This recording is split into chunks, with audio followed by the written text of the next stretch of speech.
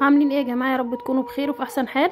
النهارده ان شاء الله هوريكم طريقه عجين الفطير بطريقه كده سهله وبسيطه ان شاء الله. يا رب تحبوها وتكون سهله لكل ست بيت. حطيت هنا معايا كيلو ونص دقيق، ويجي 5 معالق سكر صغيرين، واحط معلقه ملح صغيره، وهقلب كله في بعضه كده كويس قوي، وميه دافيه للعجن. وهبدا اعجن بقى العجين بتاعي كويس قوي. هفضل احط حبه ميه بحبه ميه كده علشان ما ازودش الميه تزيد معايا او العجينه ما تظبطش. هحط هحط كده حبه بحبه واعجن كده. خلاص مش هحط تاني، هي الازازه كفايه قوي اللتر دي. وهبدا بقى الم كل الدقيق اللي في الجوانب واعجن كويس قوي.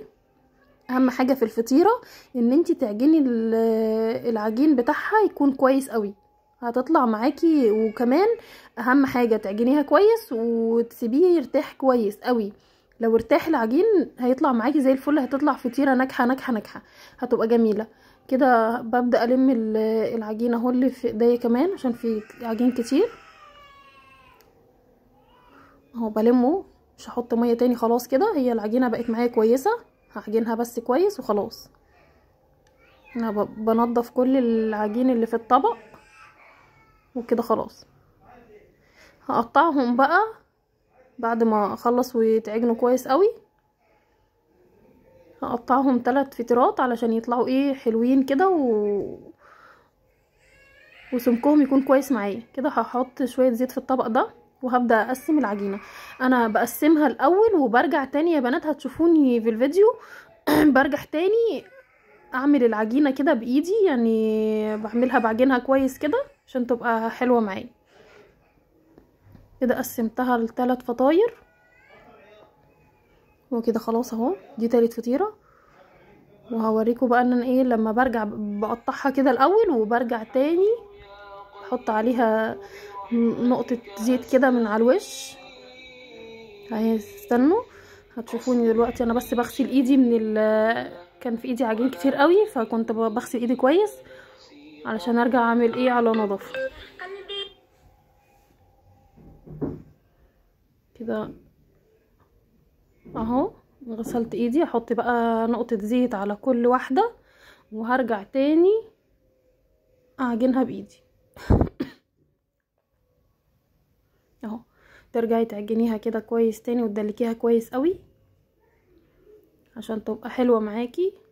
بصي العجينة بقت شكلها حلو ازاي وجميلة، وبتبقى ناعمة قوي لما ببدأ تاني اعجنها تاني. كتر العجن ده في العجينة بيبقى حلو قوي. خلاص هي بتبقى اتدلكت معاكي ومعجونة تمام، فبترتاح بقى، ما بيبقاش فيها اي حاجة تانية. اهو هعمل الفطيرة التالتة كمان وكده هبقى خلاص خلصتهم وهسيبهم يرتاحوا بقى. السلام عليكم ورحمة الله وبركاته. ازيكم حبايبي؟ عاملين ايه؟ يا رب تكونوا بخير. النهاردة طبعا هعمل معاكم فطير فلاحي. انتوا طبعا اول مرة تشوفوني. اللي شاف قناتي قبل كده انا كنت مش بظهر، واول مرة اظهر معاكم. هعمل الفطير الفلاحي زي ما انتوا شايفين اهو. حطيت سمنة على الترابيزة او على الطبلية، والعجينة اهي معاكم بفردها وبحط عليها السمنة. هبدأ افرد بقى العجينة كلها كده. احط سمنة وافرد، لان السمنة بتسهل ان انتي تفردي العجينة معايا. الرول ده او الفرادة بتاعت الرقاق والعجين انا هستخدمها المرة دي في الفطير. بصوا وهم في فرد الفطير جميلة جدا. بصوا بتتفرد ازاي وحلو قوي، بتسهل معاكي. بس بعد كده طبعا لازم استخدم برضو، ارجع استخدم ايدي. هفضل افرد بقى فيها، تاخديها كده على ظهر ايدك وتشدي لبره بس بالراحه. اهم حاجه تكوني عجنه العجين كويس قوي. مش هعرف اعمل وانا قاعده، فهحاول ان انا اقوم وافرد العجين كويس على الترابيزه. هفرد كده علشان لازم تبقى رقيقه قوي. واحط سمنه تاني وارجع الم بقى اطراف الفطيره بعد ما بفردها كويس. هرجع برضو اعمل بنفس الرول ده، هفرد بيها الاطراف. هتخليها لكم جميله جدا للناس اللي ما بتعرفش يا جماعه تفرد الفطير بايديها. لا البتاعه دي هتساعدكم كتير قوي قوي، هتسهل عليكم طريقه الفطير. جربوها كده وقولوا لي. وهفضل افرد برضو علشان تبقى الاطراف مش تخينه او مكلكعه. هفرد كويس قوي واحط سمنه تاني وهلمها بقى. احط سمنه في الصينيه وهلمها كلها كده كويس قوي، وهروح حطها في الصينيه وهسيبها على جنب ترتاح. يعني هرش عليها سمنه كده كويس وهسيبها بقى ايه ترتاح كده جنبي جنب الفرن. وهبدأ اعمل برضو في التانية. بصوا انا بعمل في دي البلكونه بتاعتي. الجو بصوا بيبقى جميل جدا فيها وحلو. رجعت برضو تاني هفرد بنفس النشابه او المفرده دي. والله انا ناسيه اسمها معلش. اللي يعرف اسمها يقول لي يا جماعه لو سمحتوا في الكومنتات. عماله افتكر في اسمها مش فاكره خالص. هحط بقى سمنه وهرجع افرد تاني. ده يومنا يوم الجمعه، قلت اغير بقى بدل ما كل يوم هو نفس الفطار. لو بنفطر جبنه لانشون بيض طعميه فول، لا قلت اغير يوم الجمعه. صحيت بدري وعملت بقى عجنت الفطير وطلعت البلكونه نظفتها وكده، وقلت بقى ايه نفطر النهارده ايه فطير مع بعض. الجو جميل عندي لما بفتح الشباك او البلكونه دي بتبص على خضره كده وشكلها جميل قوي. هبقى اوريها لكم برضو دلوقتي. حطيت سمنه وفردتها وهرجع الم تاني. هو سهل جدا جدا يا بنات. لو انتوا شفتوا الطريقه دي في ناس بتعمل. انا هنا بقول لكم ان الرول ده جميل قوي او الفراده دي جميله جدا. الناس اللي بتستصعب الفطير والطرق التانية اللي هو بنفضل نعمل بطريقه الصعبه دي، لا انا حبيت ابسطه لكم قوي للناس اللي ما بتعرفش تعمل. اهو اتفرجوا على الفيديو كويس وحاولوا تجربوه باذن الله ويطلع سهل، واكون ساعدتكم في اي حاجه كده اسهلها عليكم. وهلمها وبرضو ايه هحط السمنه وهحطها برضو في الصينيه وهسيبها ايه ترتاح كده. هفرد كويس وهرجع لمها واحطها في الصينيه وهسيبها تريح بقى. مش هفردها على طول، لا الفطير اهم حاجه فيه ان انت تسيبي العجينه بتاعته ترتاح كويس قوي. هفرد اخر واحده اهي معاكم. بقول لكم دي اخر واحده. احط سمنه وهرجع افرد تاني.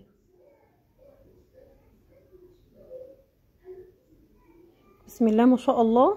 هتلاقوه معاكم مورق كده وجميل وذهبي، وهتشوفوه في اخر الفيديو. خليكم معايا للاخر عشان تتفرجوا وتشوفوا منظر الفطير طالع تحفه. بألف هنا للي يعمل وياكل، وبألف هنا برضو للي كل. كان نفسي والله لو انتوا قريبين كده كنت تيجوا تاكلوا معانا. لازم نغير يا جماعة من الروتينات الكل يوم. الواحد بيزهق من الاكل وما بيبقاش لينا نفس ناكل، او اطفالنا برضو ما بيبقاش ليهم نفس ياكلوا. نفسيتنا اصلا ساعات بتبقى مش كويسة مش في المود، فلازم نساعد نفسنا ان احنا ايه نغير الجو اللي احنا فيه.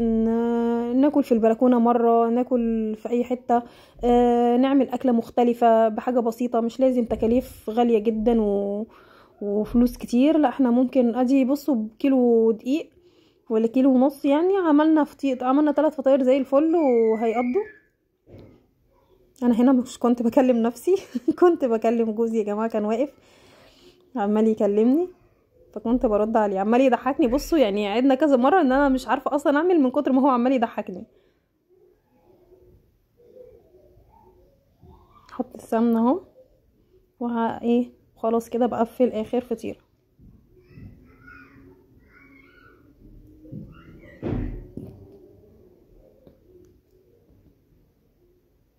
خلاص كده خلصت اخر فطيرة. هسيبها برضو ترتاح. بقول لكم كده خلاص انا خلصت.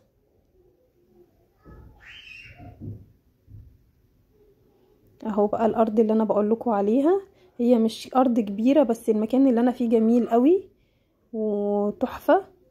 لما بقوم افتح الشباك كده بيبقى حلو قوي. هنا هولع الفرن بقى وهبدأ ان انا افرد في الفطير. كان ارتاح خلاص.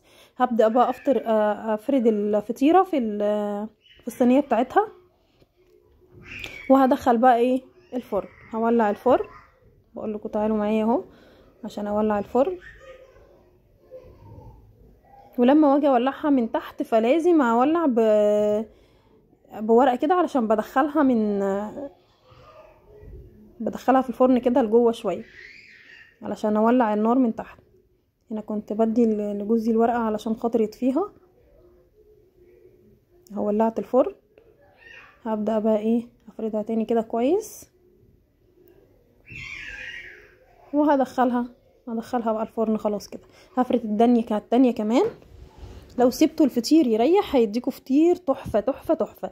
زي ما قلت لكم، اهم تكه في الفطير ان انت تسيبي العجينه بتاعته ترتاح. كل ما يرتاح كل ما يديكي فطيره جميل قوي. اهو بصوا طول الفيديو يا جماعه وهو عمال يضحك فيا، فانا يعني كنت جايبه اخري من. خلاص كده فردت كمان تاني واحده. تنسوش بقى اللايك والاشتراك في الفيديو علشان باذن الله هعمل لكم روتينات احلى واحلى، وتكون روتينات جامده قوي. وشجعوني، ولو عايزيني اعمل حاجه قولولي وان شاء الله باذن الله نعملها مع بعض. ويا رب قناتي تكون عجبتكم واكون خفيفه على قلوبكم. كده كمان هشوي معاكم بطاطا بس بعد ما نخلص الفطير. هقطع بقى البطاطا عشان فيها كبير قوي فهياخد فتره. هقطعها كده كذا تقطيعه. قطعتها اهو. هقطع كمان انما الصغير هسيبه زي ما هو. هي الكبيره دي بس عشان هتاخد معاكي وقت في ان هي على ما تستوي، فعشان كده قطعتها وهتبقى جميله معاكي. كده عندي الفطيره اهو بيستوي، والفطيره التانية كمان برضو بتستوي. هقفل عليها بقى وهسيبهم علشان ايه الوش كده يتحمر وكمان من تحت. وبجيب لكم الكاميرا كمان بقربها لكم علشان عايزه اوريكم الفطير. بصوا اهو بدأت بقى. كانت الريحه بصوا قلب الدنيا. كانت ريحته جميله جميله جميله، وعيالي كانوا عمالين يلا يا ماما يلا يا ماما عايزين ناكل. كنت بوطي من الجناب علشان خاطر الوش ما يتحمرش معاكي بسرعه ولسه تبقى نيه من جوه. كنت بوطي شويه من الجناب وبعلي من تحت اهو. خلاص بقول لكم خلاص يعني قربت تستوي ما شاء الله. اللون كان ذهبي وجميل، بس هو الهوا كان عمال يعمل لي في النار بتاعه الفرنه فايه ما كنتش عارفه اوريكم كويس ان الهوا شديد قوي. انا في الدور الخامس فالهوا شديد قوي في المكان. ما تنسوش بقى تصلوا على النبي عليه الصلاه والسلام. ويا رب يكون الفيديو عجبكم وفي حاجه كويسه. وبفكركم تاني ما تنسوش بقى اللايكات. بصوا بقى بصوا الجمال. عايزه اقول لكم ان الفطيره كانت عامله زي الرغيف المصري كده منفوخه وجميله، بس هي مش باينه في التصوير ظلمها والله. هحط البطاطا كلها في الفرن اهي، وهقفل بقى عليها. البطاطا عماله تجري مني هحطها وهقفل عليها. هبدأ بقى انقل الفطير هنا في الصينية دي علشان عايز اخد صينية من دول احط فيها التالتة وادخلها الفرن اهو. بصوا شايفين والله ما شاء الله كان فطير تحفة. انا بوريهولكم ان هو كان من بره مقرمش كده وجميل.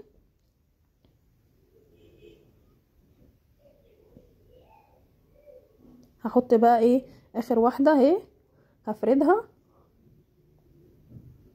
وهدخلها بقى ايه الفرن كده. خلاص دي اخر واحدة هعملها وهدخلها الفرن وابقى كده خلصت. واستنى بقى ايه لما عندي البطاطا تستوي هوريها لكم، وكمان الفطير في الاخر. اهو هفردي كويس قوي، خليها تملى الصينيه.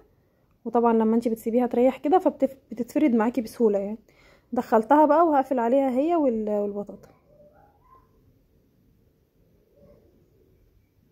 بصوا هنا بقولك خلاص كده استوت، بسم الله ما شاء الله. بصوا جميله زي ما انتوا شايفينها. البطاطا بقى كانت لسه شويه، هقفل عليها واسيبها كده. كمان البطاطا استوت، هطلعها معاكم اهي، هطلعها كلها. طبعا لو عايزين يا جماعه الدقه اللي بتبقى مع البطاطا دي، عارفينها انتوا لما بتبقوا رايحين الكورنيش كده بالليل ولا في الشتاء وبتتمشوا على الكورنيش ولا على البحر كده، بتاع البطاطا كده يديكي دقه بتبقى تحفه. هي شويه كمون على شويه كزبره على شويه ملح على شويه فلفل، وتقلبيهم كده كويس، ولو بابريكا كده حاجه بسيطه. بصوا بقى انا كنت طلعت الفطير هنا اهو، بصوا بسم الله ما شاء الله والله